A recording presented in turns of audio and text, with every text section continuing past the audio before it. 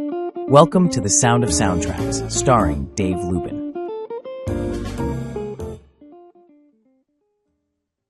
Good evening and welcome to The Sound of Soundtracks, the YouTube show where we do a deep dive into the soundtracks of the movies and how those movies were used in the films we discuss. I'm your host, Dave Lubin, and I'm looking forward to tonight's show as we're doing a soundtrack of one of my all-time favorite movies, Willy Wonka and the Chocolate Factory. This is a family film, so I've got my family on. I've got my son, Scott Lubin. How are you doing, Scott? Dad, it's a pleasure to be here. Congrats on starting your own show. This is awesome. I love the setup, and it's a pleasure to be your second guest. Okay, well, you're definitely my main guest tonight, and I specifically wanted to do this one with you tonight because, as I said, it's one of my favorite movies, and as a result, it was one of the first movies I remember you watching, really enjoying, and I remember you would watch it multiple times. I showed it to you at a very young age, and do you have any memories going back of this film? Now it's funny. It's whenever people ask you what are your memories before you were the age of 4, it's so hard to put that all into context. Like you have like kind of picture memories almost. So I do have memories of watching this as a child, but if you ask me the exact emotions, it's so hard to grasp that because it was just such a long time ago. But I will say I do remember watching it a lot. I remember loving this soundtrack as a kid. Brings back a lot of great memories. Times between you and myself, myself and my mom, and just a lot of great memories in my past that I'm grateful to have. Well, I'm glad to share that with you tonight, and we can bring back some of those memories. And as I actually saw this movie at a very young age myself. It's actually the very first time I saw it. I was about 7 or 8 years old, and your Uncle Robert took me on the bus in Montreal, and we saw the film as released in the theater. So this film actually was released in 1971. There were two name stars in the movie. One was the up-and-coming Gene Wilder, who was just coming off of a Best Supporting Actor Oscar nomination for The Producers. And then the other one was veteran character actor Jack Albertson, who actually just a few years prior had won the Best Supporting Actor Oscar for a film called The Subject Was Roses. So two pretty good stars. They were both up and coming. For both of them, the best was yet to come. Also playing Charlie was Peter Ostrom. He was in his first film role, and as it turned out, it was his only film role. He was offered a 3-picture deal after the movie, but he decided to retire from acting, and now he is a veterinarian. So the film was made for about $3 million and only made $4 million. So it had kind of a disappointing box office. But as I mentioned, I was part of the 4 million because, as I mentioned, my brother Robert, your uncle, took me to the movie. And I remember enjoying the film. But then that film got a recharge because it started showing on television every year. And when it would show on television, it would get these fantastic ratings. So it goes under that status of being a cult film. So the film was eventually remade in 2005. I do want to do a later show, and we'll talk about that soundtrack. But today we're gonna focus on the soundtrack of this one. So I do want to bring up that there's an interesting history with this particular soundtrack. I got to know the soundtrack and the songs of these movies long before I ever actually purchased the soundtrack. In fact, I purchased the soundtracks particularly to play for you in the car because I knew that you enjoyed the movie. And because I'd seen the movie so many times, I knew every single song on the soundtrack. And when it comes right down to it, there's just 5 actual musical performances in the film, in addition to the 4 Oompa Loompa performances. So we'll talk about those. The soundtrack was actually written by Anthony Newley and Leslie Recuse. So before we get into the particulars, tell me what are some of your memories of the soundtrack in general? Oh man, I mean, all kinds of things kind of come up here. It's funny, you mentioned playing them in the car. I'd say that's going to be kind of a common theme with some of the things that I bring back when we're analyzing some of these songs, or just kind of those memories of, if you're from Toronto like I was and you grew up there, the only Canadian road trip that you can really do is to Montreal or to Ottawa. And so we used to play the soundtrack a lot going between those, well, I guess you could say three spots. And I have vivid memories of playing, this track and the Peter Pan soundtrack in the car and being religious to it as a kid. I definitely love those soundtracks. It was really good.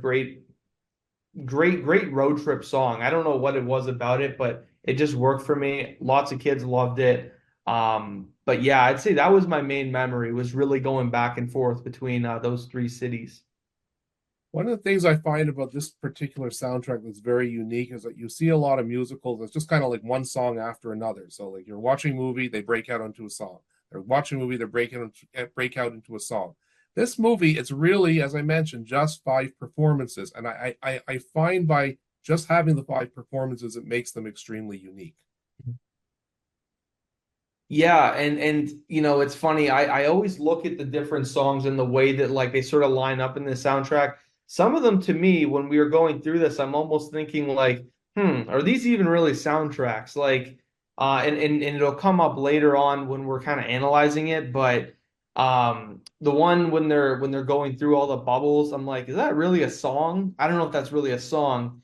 There was another one as well. I think when we come up to it, I'll kind of recollect it, but there was just somewhere I couldn't believe that they were actually on the soundtrack. It was just kind of like noises that were thrown together. Yeah, well, I think it is unique because they're actually selling a soundtrack, and this actually, for anyone who wants to see, there is a CD. It's got the Willy Wonka chocolate bar in the back. But I think basically because there aren't as many performances as some musicals, for filler, they actually put some of the background music that's played during key moments of the movie, and as you said, we'll cover that. So let's get into this. So it starts off with it's called Golden Ticket Pure Imagination main title, but basically what this is an overture. It's played during the credits, and you get to see the chocolate factory, and you get to see chocolates being made. And I always thought it was a great opening. It has the different musical interludes of the upcoming performances in the film. It's very well mixed. And one thing that always stood out to me, I remember, especially watching this as a kid, was the chocolate marshmallow cookies at the end of it. Because in my household growing up, we always had those chocolate marshmallow cookies. So it was kind of unique to our household, and yet there they were in the movies. I remember that part specifically every time, and every time I rewatched the movie recently to refamiliarize myself with it, and sure enough, I saw those chocolate marshmallow cookies. So that was the opening for me. Any thoughts on that one? Well, that was always, I don't know what it is, but overtures for me always just have um I don't know, they always do really well with me. I always like how they can open things up. I always like the vibes of most of them. They usually set the tone for the movie. I really enjoyed that one in particular. And kind of going into your point, I mean, this whole movie is very ironic because growing up and even now, I do not like the taste of chocolate. Who never Um, liked chocolate? I've never liked chocolate. It's never been my thing. Yet I did really like the film. And watching all the chocolate get made, it's kind of like when you watch like a DVD player, when you watch the DVD thing bouncing around the screen, you're waiting for it to hit the corner. It's that satisfying thing in your brain where you can just like watch the chocolate being made and it just kind of like dumbs out your mind. I always really enjoy just how like that music is sort of sync up with the video there and just kind of be like so smooth. And it was like smooth transitions. It was like what was it, like a minute and a half or 2 minutes of just straight up just brain pleasure. I don't even know how else you can put that. And then also during these overtures, when they're playing like little snippets of songs that are coming up, and you've seen the movie before, you're almost singing the lyrics in your head, like Evokes "I've got a emotion. golden ticket" or "Your Imagination." Anyway, we'll talk about those songs for sure. So we're going to talk about the first song, "The Candy Man." So this particular song was performed by the actor who plays the shopkeeper, Aubrey Woods. So what's interesting about this particular song is that it was actually the only hit from the movie, but it was a hit about a year after the movie. Sammy Davis Jr., I don't know if you'd be familiar with him or not, but he actually had his one and only number one hit song. So he was a pretty famous performer, more so in my parents' day, but I certainly was familiar with him. It was an extremely upbeat version. Sammy Davis Jr. was a very energetic singer. He was a very energetic character. The problem with for me with this particular song is that it's a song with a lot of energy, and yet this actor, he's very bland. Okay, that was my impression of it. It'll be interesting to hear what you have to say, but I found this scene, considering what it was, is that he's singing about the chocolate, about the candy man. He's throwing candies all over the place to the kids. Um, and actually, just I made this note. I kind of wondered at the end, you see him charging for the candy, and you wondered how did he keep inventory? He was just throwing candies everywhere, it seemed. But anyway, um, but yeah, I really wasn't that impressed with him. So I took down these notes, and then sure enough, I looked in some of the background of the film, and apparently the writer of the song was very disappointed with his performance. So much so, this Anthony Newley, who was a fairly famous songwriter of that time, wanted to take over the role of the candy shop owner himself, and either perform the song or at the very least dub Aubrey Woods. But it was the Aubrey Woods had a contractual obligation, and he wouldn't budge on it. So we got the performance we did. I mean, it did the job. They set up the scene that all the kids are enjoying the candy. Charlie's outside. He doesn't get to enjoy the candy. So it sets up the scene just fine. But I did find, of all the performances in the movie, this was the most bland by far. So I'm curious what your thoughts are.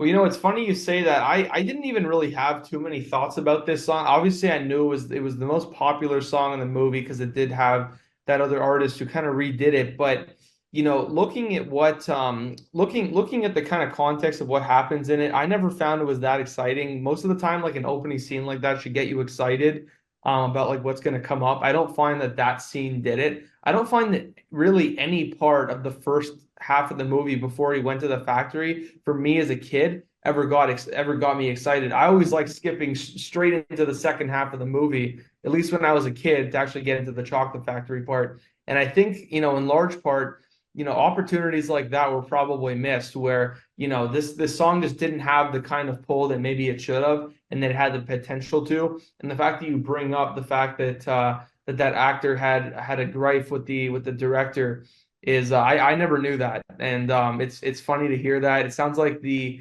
director was pulling a bit of a Jerry Jones there, where he just wanted to take control of the situation. For those of you who don't know, that's the Cowboys general manager. And owner just has to do everything. So it's funny when you have people like that who are kind of power hungry. Usually it doesn't work out. In this case, maybe it would have, because of the fact that it really did feel kind of like a dry scene. Yeah, I mean, as I said, I think the scene sets up the movie well enough, but it's also funny. I do remember that when you would watch it as a kid, you would like to go right to the scenes of the chocolate factory, and because that's when all the action really happens. So, does the job, gets the movie started, but kind of a little bit, maybe it didn't do the movie justice for what was about to come. So the next piece of music you hear on the soundtrack is called Charlie's Paper Run. So as I mentioned, all the kids from school are they're enjoying all the candy, they're having a great time. Charlie, unfortunately, is living with his family. They're poverty stricken, so he's doing whatever he can to help out. So what they show is that Charlie is delivering the newspapers and essentially trying to help out the family in their time of need. And it ends with the tinkerer telling Charlie of the mystery of the chocolate factory. So it's kind of a nice build-up, I thought, and that's that piece of music. Yeah, that one. I mean, I re-listened to it over the weekend. I just didn't have too many feelings, at least like as a kid with that. I mean, it's very upbeat. Obviously, like kind of sets the tone for, this positive beginning, and then kind of drifting into that darkness and giving the mysteriousness of the chocolate factory.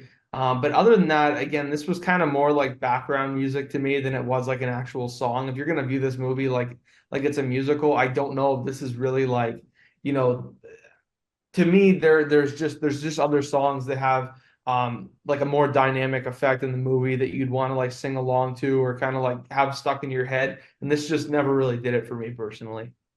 Yeah, these musical pieces, I mean, they are what they are. They're filler, but at the same time, it does give you that feeling if you're listening to the CD in its entirety. It just gives you more of the feeling that you're actually watching the movie or that you're actually into that film. So going right into the fourth song. So here's one that a lot of people are kind of bored with. I've always kind of liked it. It's called Cheer Up Charlie. In fact, for a lot of my life, it was actually my favorite song. The Cheer Up Charlie song basically bridges the disappointment of Charlie thinking that it's all over. At that point, he thinks all the golden tickets are given away. So it's a very somber song. It shows Charlie being very sad, but it ends with the mother singing to him, just cheer up, Charlie, just be glad you're you. And so what was interesting is the name of the actress who sings this song is Diana Soul. Didn't do much else other than this movie. She did do a little bit she was more of a theater actress. However, I find out today that she was actually dubbed. So I was duped. I thought she was singing this song the whole time. I guess she wasn't. But anyway, I quite like this song. I don't know if today I would still say it's my favorite song, but it's one of my favorites. Yeah, I mean, I think there's definitely a good lesson in this song for sure. And, the vibe of the song, what I appreciate about it is that, there is actually like some singing in there. It's definitely unique to the film. When it comes up that it's kind of like a change of pace song. And yeah, I mean, the words in it can kind of be correlated to anything. I think anytime that you miss out on a job or, you're chasing a girl or something like that, and then it doesn't work out, that there's always going to be something ahead that might come up that might be even better. There's always going to be those opportunities so long as you kind of be you, as she says in the song. So yeah, I mean, message is great. The tune of it, I never had any kind of complaint with it. I wouldn't say it was my favorite in the movie, but certainly not at the bottom either. I always enjoyed that one. I'll always keep it on if it comes on while the album is playing. Okay, well, I think you like it but better now than when you did when you were a kid. I remember when I would play Not this. like it. Yeah, you didn't like it that much, and I understand that. It's not a real action song to say the least. Okay, next one is called Lucky Charlie. It's another musical piece. It's a big time scene in the movie in the film because it's when Charlie actually finds the golden ticket, and it's like, hey, he's got a golden ticket now. The film has a plot because if you think about the last song, Cheer Up Charlie, it's all the tickets are found. Why did they make a movie? Well, then they show, oh, there actually was a fifth ticket. He finds it, and it's that nice build up. It's got a little bit of I've got a golden ticket, which is about to be played. And yeah, I thought, nice build up. And, now we're ready to go with this movie.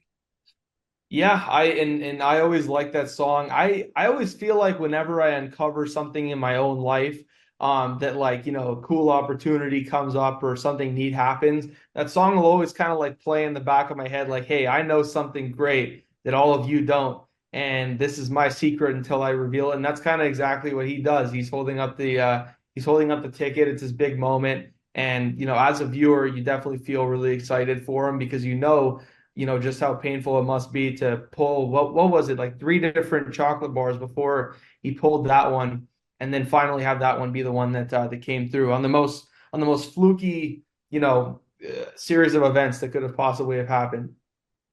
Yeah, and what Scott's referring to is he finds money in the drain, and Yep.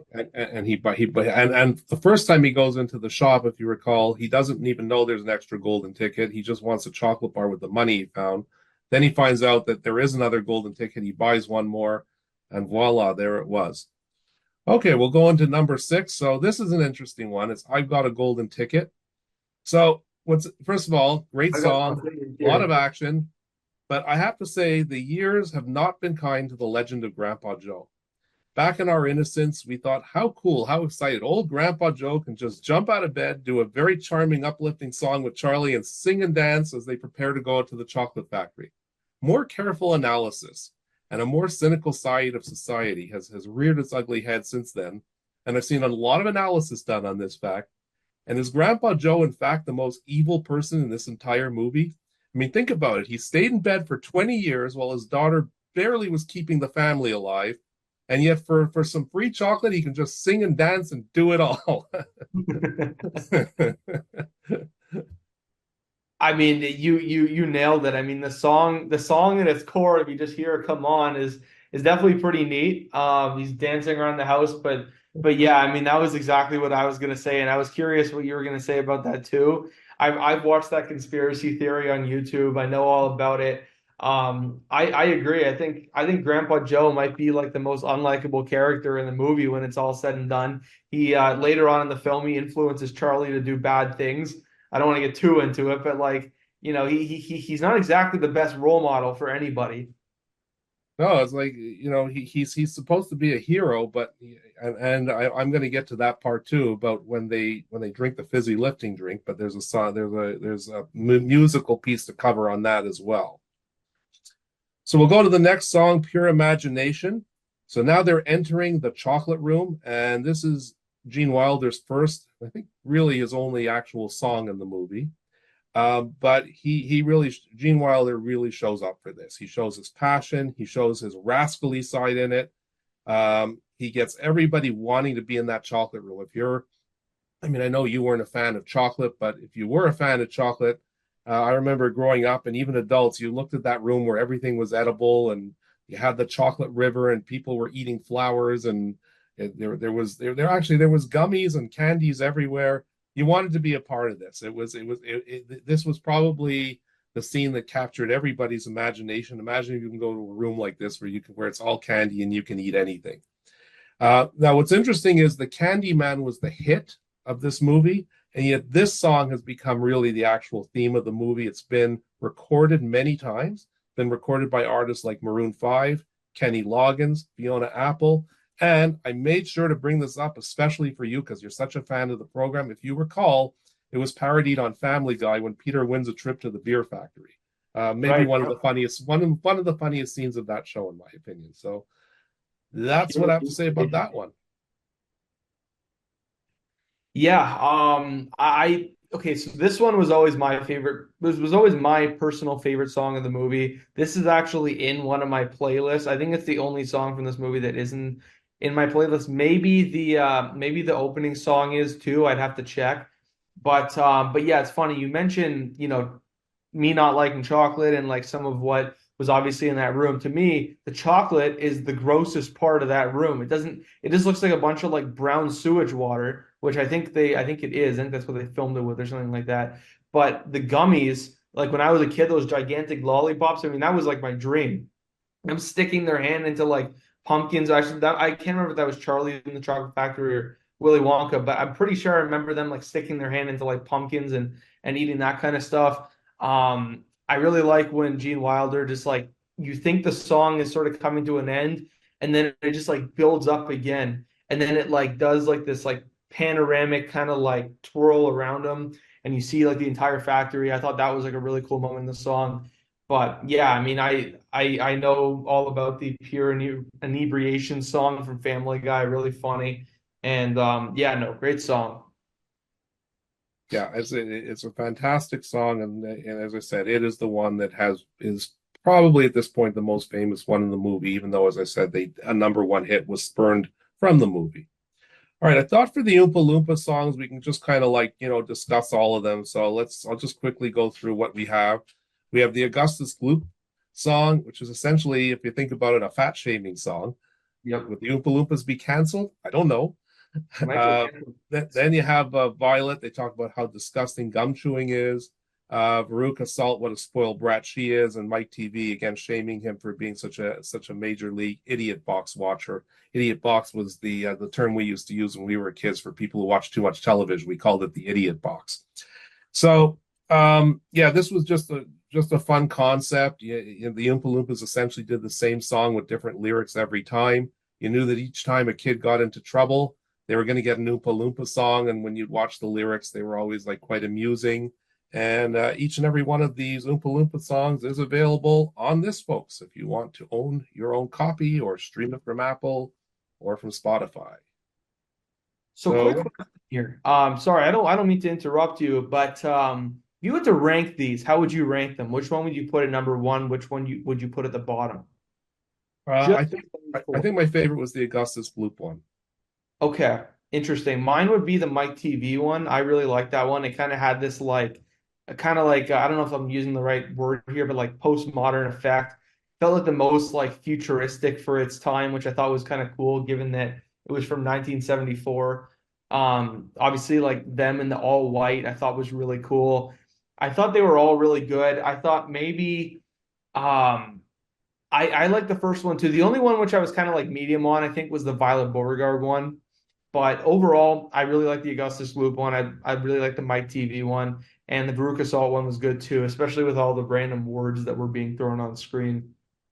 I actually did like the Violet Beauregard one because I actually thought that was a funny scene where she's all blown up and there and then they have to roll her away. So I thought that was kind of an amusing scene, actually. And that's a de-juicer. Okay, so now we'll get into a couple of musical interludes. The first one was called The Wondrous Boat Ride. So this was always a fun scene in the movie. They all get on the boat. This is after Augustus Gloop is sucked up by the pipe in the Chocolate River. So the rest of them get onto a magical boat ride. It starts off and it's a nice boat ride, and then all of a sudden it turns into this horror movie with Gene Wilder just rambling on with like scary stuff. Really what this scene is all about is establishing the Wilder character, who at times really seems quite demonic, really. Yeah, I mean, this one definitely had some horror movie vibes to it for sure. I had literally, so when I rewatched this on Saturday, um, I had just watched the movie Requiem for a Dream, and if anyone's ever watched that movie, it's one of the most like terrifying visual movies that depicts drug addiction. And so when you go from that movie and then you watch Willy Wonka and the Chocolate Factory, and you do that move over, you're like, all right, I'm putting my brain at peace. We're all good here. And then you go right back into that, and it just reminds you of everything that was in that other movie. And yeah, I mean, this one. I guess the beginning part's kind of a song, but again, this is just kind of like it's kind of like that filler that takes you through the movie on the soundtrack. But definitely a cool moment. It kind of adds in some flavor into this movie again to add some horror into it. This movie loves to do that. They like to add the mysteriousness, the dark side of the chocolate factory. And there definitely is, considering that four kids got like consumed by it. So again, I think this song kind of sets that two-sided, tone to this factory, which is like, all happy and great, and then this like dark side, which is like the other half of Willy Wonka's brain. And if you remember, everything in his office is halves, which I thought was kind of interesting. It's like there's always this half existence, and he's never fully in it. You can never know if you're going to trust him or not trust him. Yeah, and apparently that was what that was all about. Because for years I kind of wondered why is everything in half, and I think it's something along those themes. And I've seen Gene Wilder talk about the movie, and that is what he referred to, is the fact that you don't really know who Willy Wonka is. So He's I'll two get to very, the story. yeah. No, he's two very different people. Yeah, and he changes. Actually, what you really notice about Willy Wonka, there's only one thing he really cares about, and that's his chocolate factory. When Yeah. he's talking about his chocolate factory, you can say he's emotionally into talking about this chocolate, what he's doing, his inventions. He doesn't really care about the kids or the people that much. He's not a people person. No. We'll get to the next one, the bubble machine. So that was the music while Grandpa Joe and Charlie were drinking the fizzy lifting drink. So I saw this as kind of symbolic. It was supposed to be these are two very hard on luck people, and it was almost like the bubbles and floating in the air was freeing them of their existence of poverty. So even as they approached the danger, they managed to escape that poverty. So I might have been seeing something bigger than it was. I was trying to figure out why this scene was put into the movie. It was not in the book. Fizzy lifting drink was mentioned in the book, but Grandpa Joe and Charlie did not take it. Um, as I said, the cynical side of the movie is, well, heck, Charlie broke the rules just as the other did. Why did he suffer no consequences? Was that really fair? So I was trying to extrapolate a little bit as to what this scene represented, and that's maybe one explanation, at least mine. Yeah, and it's funny you mentioned that. That's what I was going to say too. I almost feel like this entire scene could have been cut out from the movie, and you pretty much could have depicted the exact same message. I mean, they use this at the end to sort of, you know, um, I guess create like a bit of a climax, a bit of something to for Charlie to have to like overcome. But to me, this whole scene just felt like it was kind of thrown in there because they needed some kind of like a conflict. I think that they could have just gone right on to the goose room personally.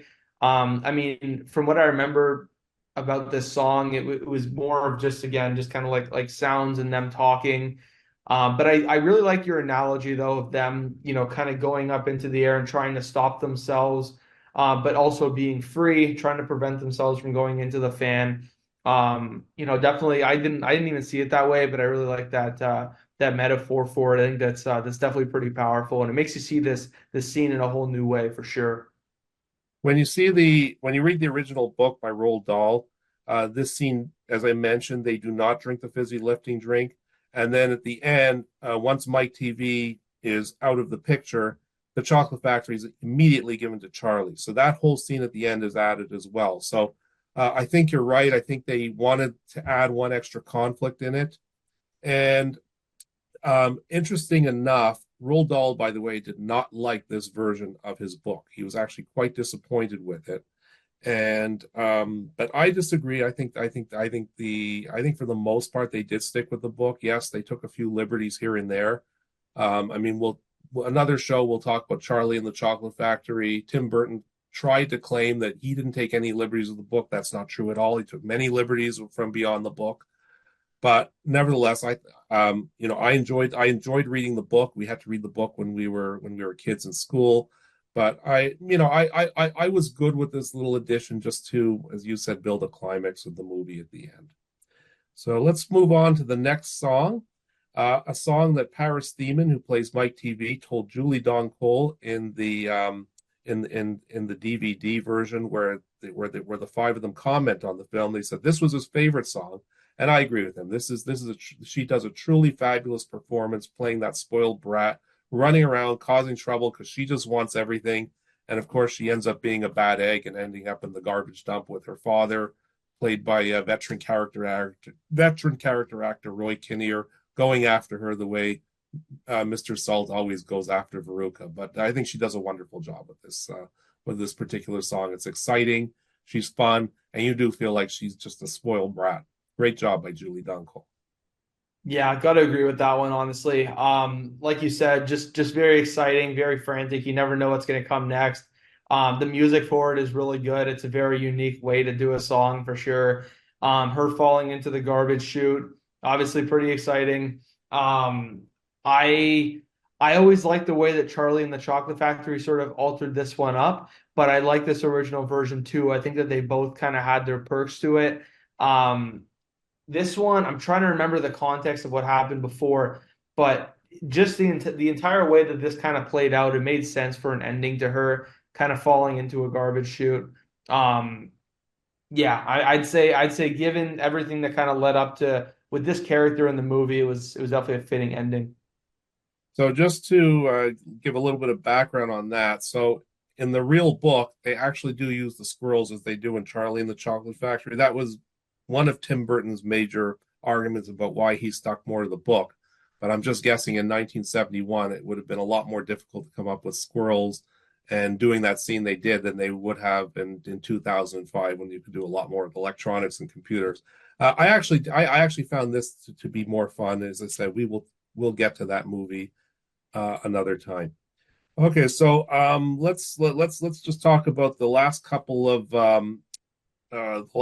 just they're just little music pieces that are on the set that are on this soundtrack. The first one is called Wonka Mobile. So that's when they are going to the TV room for Mike TV's ending. They get onto this Wonka Mobile where they're doused in soda and bubbles are coming out. And then they go through something called Wonka Wash, which Gene Wilder pronounces backwards. I'm not going to attempt to do that. And next thing you know, they're perfectly clean. And so that was a fun little scene. Yeah, I'd say I'd pretty much go similar there. I'd say this one's not even really about like the soundtrack. It's more about just kind of like the visual effects that they had for the time. The car goes in and like somehow it gets like compressed and it gets brought back out. Yeah, cool moment. I mean, it does look pretty fun to get swarmed in bubbles. I'd love to be those actors in that moment, just having like all that chaos happening. Seems pretty exciting. but yeah, like overall the soundtrack itself, I wouldn't. It more just kind of reminds you of what happened, but I definitely enjoyed that scene for sure, and it was fitting leading up to that ending. So the very last little musical piece is the Wonka Vader, and basically this is just a scene where Willy Wonka tells Charlie that he's now going to run the chocolate factory. He gets to say his famous line to end a movie. Charlie, don't forget whatever happened to the man who suddenly got everything he ever wanted. And Charlie says, what happened? And Willy Wonka says he lived happily ever after. Great way to end a family film with the way you would end any storybook for a child. They lived happily ever after. Great way to end the film. Charlie's going to own the chocolate factory, but might suggest he might want to take a few business management courses if he's going to run that chocolate factory. That's a good point. I don't know if having a child go and run a chocolate factory right off the bat when he's when he doesn't have like much money of his own to ever know how to spend is a great idea. But in the elevator he was able to see his house. It's always exciting when you're in a plane, you can see your house. Definitely, at the time when that was filmed, I'm sure that was a lot more special and unique of a moment. The song itself is really good. The lead up of when they're going through the elevator and then kind of that freedom and that, heavenly feel of the movie. Definitely a great way to end it. When you think about the fact that a lot of the actors have now passed away in that movie, and you think about like how young a lot of them were, it really kind of gives that like heavenly feel as like the elevator sort of like soars off into the air. But yeah, I thought it was a fantastic finish to the movie. This is a really good soundtrack overall. I think it tells the story really well, and this one's a really good conclusion to it. So what would you rank the soundtrack out of five? 1 to 5 stars. Out of five, can I give a point? I would say the soundtrack as a whole would be like a 3.8 for me. But if you were to take like its top songs, you could easily make that, up to like a 4.6, a 4.7 for sure. So for me, I'll give this one the full 5. As I said, I really do like all the songs. I know I'm not crazy about the version of the Candyman on it, but I do like the song. I kind of wish they could just put the Sammy Davis Jr. version on there. But nevertheless, I think you listen to this, you listen to this, you get the feel of the movie. And as I mentioned, if I'm, I used to make these little lists of what my 10 favorite movies were. This one always makes it. Really enjoy the soundtrack. So that's Willy Wonka and the Chocolate Factory. Anything else you want to add today? I mean, Dad, keep it up with this great show. I'm looking forward to seeing the different soundtracks that are going to be discussed. I'd love to come on here again with you at some point. Who knows? Maybe at some point we'll do an album that I'm more familiar with, and then maybe you're not so familiar with, and you can hear those songs and tell me like what you think. And who knows? You might not like the songs at all, and that's what makes a channel and a show like this so interesting, is that you can have two totally different perspectives on it. So yeah, just keep killing it, Dad. Love this soundtrack, love the choice for this week, and yeah, keep it up. All right. Well, thanks a lot, Scott. And yes, I definitely hope we're going to do more of these.